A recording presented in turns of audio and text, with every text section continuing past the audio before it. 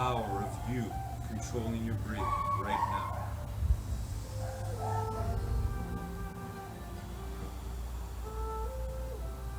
Feel the power of you enjoying your greatest gift right now.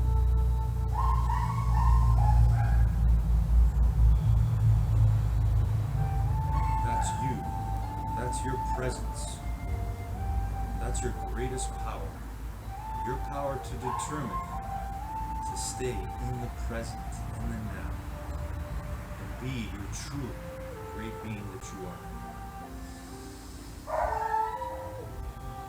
No matter what. In this present moment, everything is here you need right now. So let's see ourselves today doing the best we can in the gym of life. Here we are again.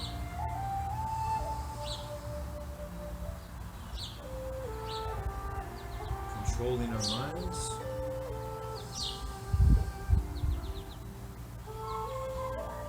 Controlling our breathing. One great thought at a time. One great breath at a time. So see yourself doing your best on all the exercises we do today together, here and now. That's your determination, your greatest power, power that's the same in you and every human being on the planet.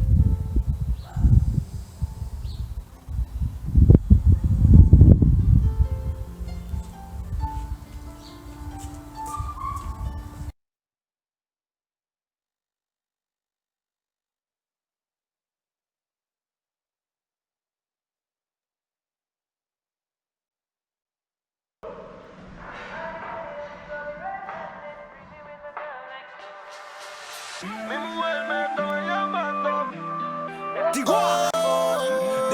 Contigo perreando. Mi mujer me estaba llamando, pero yo no contesté. Porque ella estaba contigo perreando y de ella me olvidé. Dios mío, perdóname, no sé por qué yo le fallé. Yo estaba en la disco perreando y con ella me regué.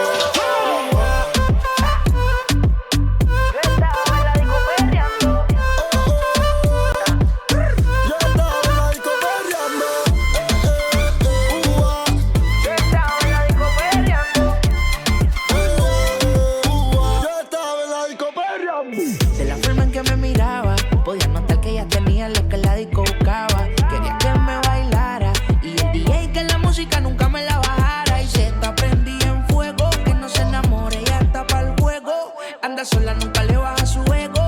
Me provoca y facilito me le pego. Y es que se está prendida en fuego, que no se enamore, ella está pa'l juego. Anda sola, nunca le baja su ego.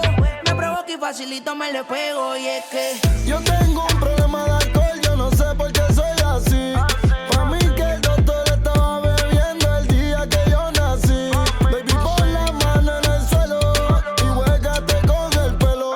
Tu cuerpo es puro veneno, bebé, tú me llevas al cielo. Tú me dejaste caer, pero ella me levantó. Déjame poca mujer, pero ella me levantó. Y yo me emborraché y de ti me olvidé. Y tú peleas una y otra vez, baby, ya me cansé. mi mujer me estaba llamando, pero yo no contesté. Porque yo estaba contigo perreando y de ella me olvidé. Dios mío, perdóname, no sé por qué yo le fallé. Yo estaba en la disco perreando Y con ella me regué. Yo estaba en la disco perreando. Yo estaba en la disco perreando. Yo estaba en la disco perreando. Yo estaba en la disco Tú me perreando. ganaste, me metiste en tu juego y me dañaste. El ticket semanal puede ser que en ti lo gaste. Me creo bichote tirando los pesos. Puerto Ricota te doy pa' ti queso. Si no perdemos nunca regreso y por eso yo me quiero ir pa'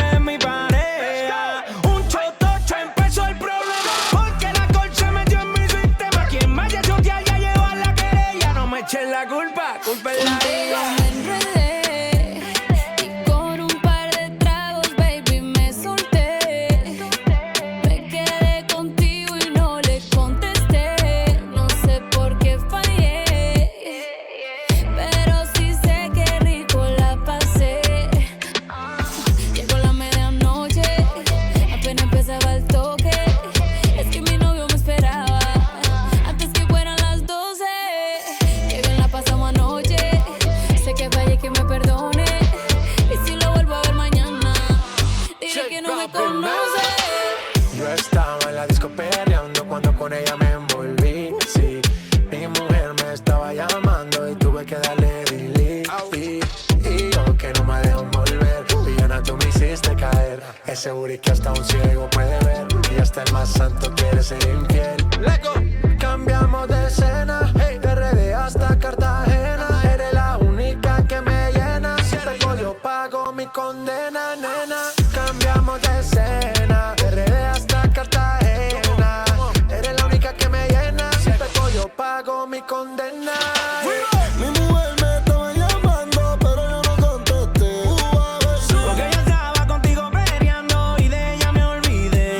Dios mío, perdóname, no sé por qué yo le fallé. Yo estaba en la disco perreando y con ella me regué. Yo estaba en la disco perreando. Yo estaba en la disco perreando.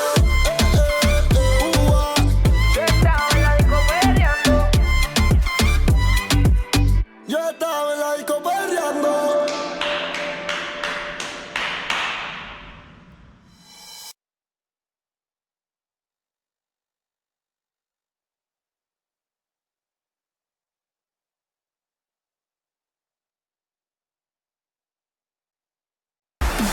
Wiltshire goes for the 1-2. Giroud off to Wiltshire, back to Giroud into Wiltshire. Oh, that is simply magnificent. What a move.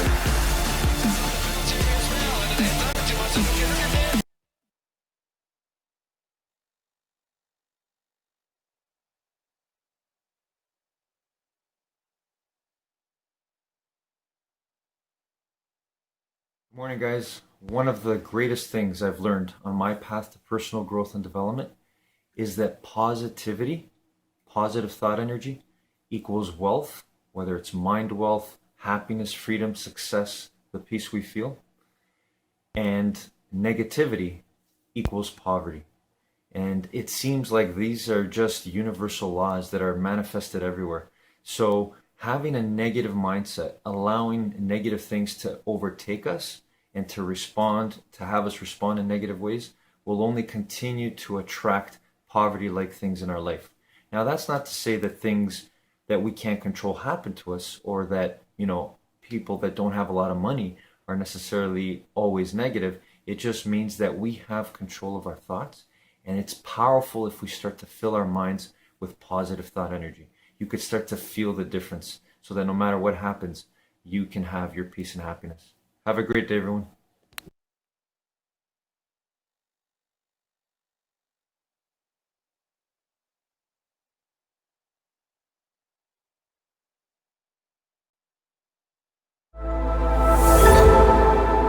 The situation of confidence is an up and down. It's a bubble. It's an up and down bubble. Sometimes it bursts, sometimes it's big, sometimes it's small.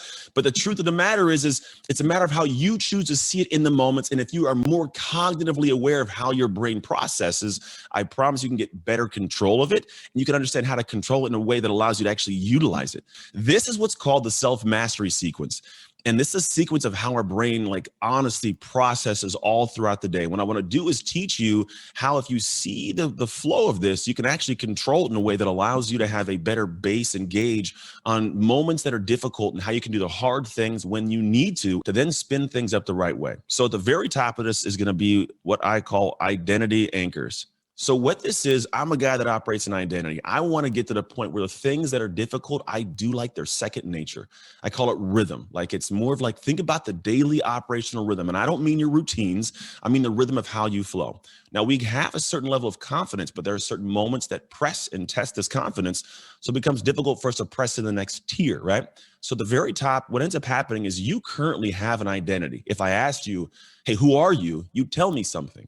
And you go to a part of your brain that says, I'm a mom, I'm a dad, I'm a coach, I'm a speaker, I'm a parent, I'm a brother, sister, cousin, I'm a manager, I'm a CEO, whatever it is. There's a part of you that says, this is who I am, right? It's built around confidence, usually from your past success. Now, there's also things you don't have confidence in. Part of those anchors may be hey, I'm not the greatest reader. I'm not the greatest writer. I'm not the greatest X, Y, or Z. And you've also created an identity around that. You've actually spoken things into existence in ways that probably shouldn't be, because the reality is when you speak something into existence, you will live in a way to make that right. Right. So your identity is what you have in place. Now, this leads to the next piece, which goes to the right. And this is what we call our beliefs. Now, based on your identity, you have certain beliefs that are in line with this, and you operate from them daily without even realizing it. These beliefs were put in place a long time ago. There's a lot of different studies on this, but Erik Erikson has a study in kind of a structure of the psychosocial aspects. And what he looks at is there's an area between like the age of like 18 to 21 where we have this issue between our role and our identity. It's actually called identity versus role confusion. And what ends up happening is you know who you are, but now your role in society becomes a little bit, kind of distant because you're entering it now as an adult, right? I'm a kid, hang my parents, and all of a sudden I know who I am. Then I'm thrust into this world where like I now have to operate as an autonomous human by myself, and I don't know who I am or where I fit and how this works. And what's crazy is we've already entered that world with certain beliefs based on who we are. Right. So this belief system, if I don't have a belief that I'm capable, that I'm strong, if I kick my kids out of the house at 18 and I haven't helped them have an identity of strong, confident, powerful, whatever it is, they'll go into that world with an identity that's weak and they'll be confused as they look at the world. And the problem is if nobody goes at any point in time and adjusts this or grows, growth day, right? I end up living this cycle the rest of my life. So you got to take a look at what are the beliefs that I have, the belief systems I have in place. And you have to actually take a look at what are they? What do you believe is possible for yourself or impossible for yourself? Now, beliefs go to another piece, which is very interesting. And we have these all the time. These are called our thoughts. And these bad boys run. They're always running. Mine are running right now because I can't see your faces. My thought is like, do they like this? Is this any good? I don't know. I'm talking really loud to my microphone. I hope they like it, right? There's a thought going all the time, right? And you guys have also the same kind of thoughts. There's conscious and subconscious thoughts. And these root from the beliefs. If we have a belief system that's out of whack and not controlled, we'll have thoughts that put us into depression, that put us in anxiety, they just take off and we can't control them. And you just because it's rooted in some belief system that I believe is who I am and I can't adjust it, right? So beliefs go to thoughts. Now thoughts, they create something unique that I wish we could control, but we can't always control it. And this is the area of emotions. Now emotions are very interesting because they happen. Like we have them. My wife has them and I can't control them. If anybody's married, it's hard to control the emotion of other human that's in your house. And I just have to control my emotions when she has her emotions in place doing her thing. And you get that if you're in a relationship or ever have been and you're human, you probably have, but you know what I mean, right? And what happens is unique in the area of when I have these thoughts, they feed and fuel my emotions. For example, if I'm in a situation where somebody cuts me off in a car, right, and I'm just driving, my thought is they don't like me, what bad people, my emotions get enraged and I freak out. These people, how can they cut me off, right? But what if I have a thought in my head that says they might be in a rush to get to somebody who needs help? Different kind of emotion that would come from that thought, right? It's a complete different thing. And so what happens is if we have control of our thoughts a little bit more, we can actually have control of our emotions. And what happens from the emotions, these emotions lead to our actions. And the actions are interesting. So what happens here is I have found that whenever we have these moments in our life, typically our emotions fuel the actions, and actions are driven by the emotional aspect of how we feel in the moment. If I feel amazing, I'll take a bold, powerful, amazing action. If I don't, if I believe I'm not smart and I tell myself I'm not smart, my emotions are like, a little detrimental, like I feel bad. And then I take kind of a halfway action. This happens for us in life consistently. The emotions fuel the actions, and we all live in actions. Like no matter what it is, you have taken the action to be here right now, to hang out with me and Brendan and the rest of the crew. This is an action for improvement, right? You had an identity that said, look, I know who I am, but I want to be better. I believe I can be better. My thoughts are like, I'm going to go and take an advantage of this opportunity to actually be part of Growth Day. My emotions are like, yeah, I can't wait to get there. The action I took after that was like, let's do it. And I'm here, right? Your outcomes are the results of the actions you took based on the emotions, from the thoughts, from the beliefs, from the identity, right? And the outcomes could be good, could be bad, no matter what they are the result of the action you took. So if you take a great, amazing, bold action, great, amazing outcome, right? If you take a crappy, halfway action, usually crappy, halfway outcome. So if you're like, I tried to do it, Anthony, I really tried really hard to eat healthy. Well, did you really, right? Because at the end of the day, if you took the action properly, bold, strong, with discipline dialed in, the outcome is you're in better shape. If you kind of little bit do it, I cheat and I binge eat at 12 o'clock at night, well, the outcome's not going to be what you want it to be. If you kind of read the book, but you don't, really take the action of reading deeply and really understanding it, the outcome is, I don't know the information. right? Maybe you kind of decide to launch your podcast, a little bit of action, or you really do launch that, right? There's a lot of different areas where people don't realize an action has levels. You can boldly go and do that thing at beyond the space of what feels comfortable and have an amazing outcome, or have a halfway outcome. Now, the outcomes lead to something special and unique, which really is unique. It's going to be your environment. This is going to be internal and external. Now, the reason we have both of these because they give us feedback that lead over to our identity. And here's why. Whenever I look at the aspect of like my internal environment, if I have an amazing, powerful action I take, and then the outcome is amazing and powerful, my internal environment is like, oh, man, I feel great. Look at me. I'm cool. I'm doing great, right? If I take an action that's halfway and the outcome's halfway, well, then my internal environment's like, oh, man, that feels bad. Right. And on top of that, I create an external environment, right? If I'm joyous and happy and in a great mood, my external environment is I got great friends, part of a great community like Growth Day. I get to go do cool, amazing things, right? And at the same capacity, maybe I make more money. Maybe I have more time, and maybe I have a better house and I take more trips, right? My external environment is better because of the action I took that had a better outcome, that it gives me a different environment of how I feel inside and what I see outside. And what you have environmentally, it creates your anchors. This can be your day for personal growth. This can be that day you committed to and you remember and you go, that was the day I got myself a community. I got better coaches. I committed to making my life the absolute best that I could. This is that day. Make today your growth day. Click the button on this page and sign up.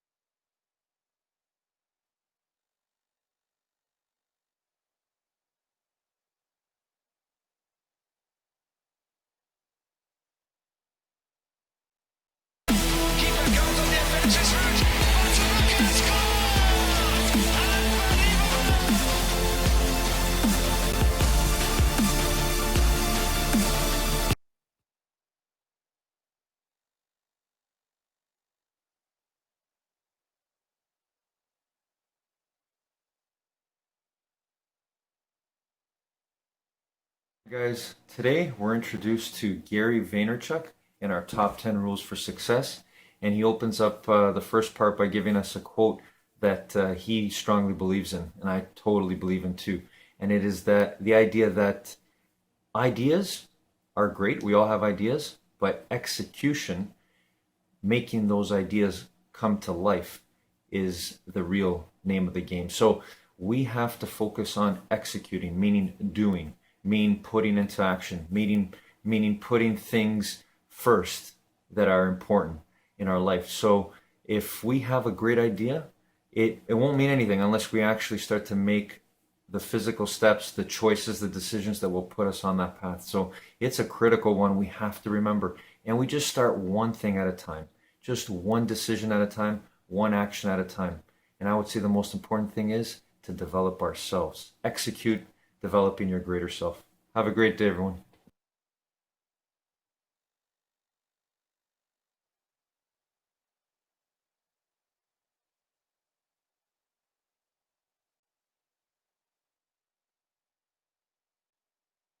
If you think that your thoughts have something to do with your future, just from a theoretical standpoint, that your thoughts create your destiny, and you think 60 to 70,000 thoughts in one day, and 90% of those thoughts are the same thoughts as the day before, well, then your life isn't going to change very much as long as you're thinking the same way. And those same thoughts lead to the same choices. The same choices lead to the same behaviors. The same behaviors create the exact same experiences, and we anticipate the same feelings or emotions from those experiences, and those emotions are the payoff that drive our very same thoughts. Well, our biology, our neurocircuitry, our neurochemistry, our hormones, and even our gene expression will be equal to how we think, how we act, and how we feel. And how we think, how we act, and how we feel is called our personality. And our personality creates our personal reality. That's it. So the present personality who's listening to this show has created the present personal reality called their life. So if you can latch on to this idea, if you want to create a new life, a new personal reality, you got to change your personality, which means you better start thinking about what you've been thinking about and changing it. You begin to become conscious of your unconscious actions or habits or behaviors and modify them. And then we have to begin to look at the emotions that we live by every single day that keep us connected to the past and decide, do these emotions belong in our future?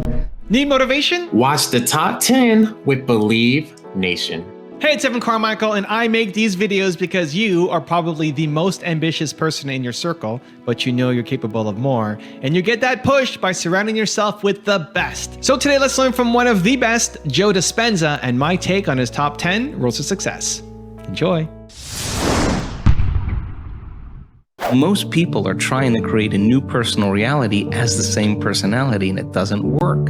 You literally have to become someone else. So the principle in neuroscience says that nerve cells that fire together wire together. You keep thinking the same way, making the same choices, demonstrating the same habits, creating the same experiences that stamp the same networks of neurons into the same patterns, all for the familiar feeling called you. And you do that for 10 years on end. You're going to begin to hardwire certain patterns in your brain that becomes your identity. And by the time we're 35 years old, it kind of becomes fixed, right? And psychology used to say that you can't change that, but we now know that you can. So then that kind of box in the brain, that is the habit of ourselves. It's we're 95% of the time running a series of programs. So then sitting and doing the work, we have to become disentangled from those programs. And so the moment you decide to do something differently or make a new choice, what most people don't want to face is that discomfort. And that discomfort, that uncertainty, that lack of predictability, that unknown is what people are afraid of, because they'd rather live in guilt. At least they can predict who they're going to be than take a chance in possibility. So when a person begins to understand this and you say, well, how long have you been this way? And they say, I've been like this for 35 years. And you say, why 35 years? Because 35 years ago, I had this one event. Well, the stronger the emotion you feel from the reaction from that event, the more altered you feel inside of you, the more the brain narrows its focus and freezes the image and takes a snapshot. And that's called a memory, right? So then forget the memory. Just overcome the emotion, because it's the emotion that keeps you anchored to the past. So that sounds really good theoretically, But when you step out into that unknown, into that void, the body really is in a habit. And what a habit is when the body becomes the mind. Or if you're thinking about that past event and it's producing an emotion, well, you need an image and a feeling to start the conditioning process. So the body's either conditioned into the familiar past or it's hardwired in the predictable future because it wakes up every single day and runs through the same series of routine actions. So the present moment then becomes the unknown. When people start feeling that discomfort, Jay, they'd rather get on their cell phone and call someone, or get up and say, I can't meditate, or, I have too much to do. They excuse themselves. They return back into that familiar feeling because the body's actually telling the brain. The habit is when the body becomes the mind. So the body's stepping out into the unknown and says, ooh, I'd rather feel guilty. I'd rather feel unhappy than be in this discomfort. So then, at least then when they return back to that familiar feeling, then they feel safe. So they step out in the unknown and the body starts influencing the mind, saying, you can start tomorrow. You're too busy. It's your mother's fault. It's your culture's fault. I don't have enough money. This isn't going to work. Those are the programs in there that are standing in the way between you and your future. So then nerve cells that no longer fire together no longer wire together. So the act of observing those states of mind and body means you're no longer the program. You're the consciousness observing that program. So then to meditate, it means to become familiar with. So as you become familiar with those thoughts, you become conscious of how you speak, you become aware of how you act, you notice how you're feeling. The more conscious you become of those unconscious programs, the less unconscious you'll go in your waking day. Why? Because it's not enough to just have a great meditation and get up and get on the freeway and get in traffic and getting stressed. You just return back to the old self again. Our job then is to sustain that modified state of mind and body the entire day. And if you can, get ready because something different or unusual is going to begin to happen in your life. And it will come as a coincidence or a synchronicity. And that's breadcrumbs from the divine saying you're on the path. Just keep doing it. There'll be another one. Just keep staying in that energy. And so teaching people then to understand that there's a formula that we now know, that if you apply that formula, you'll begin to see those changes. And now, as people are doing it more and more effectively, the results are going up as well. We just had Bond University. They just took a whole bunch of my brain scans from 10 years ago. Huge clinical study, a lot of analysis, and they're blown away by the speed in which the community can change brain heart coherence. They know how to do it. It's not something that's separate from them. They've practiced it enough times that they now know how to do it. So what's the significance of that? Well, really simple. In your life, if you start returning back to the same reactions, to the same people and circumstances, you're returning back to the old self. So you got to stay conscious in your life. And if you're not being defined by a vision of the future, then you're left with the memories of the past, and you will be predictable in your life. So crossing that river of change from the old self to the new self, there's a neurological, a biological, a chemical, a hormonal, a genetic death of the old self.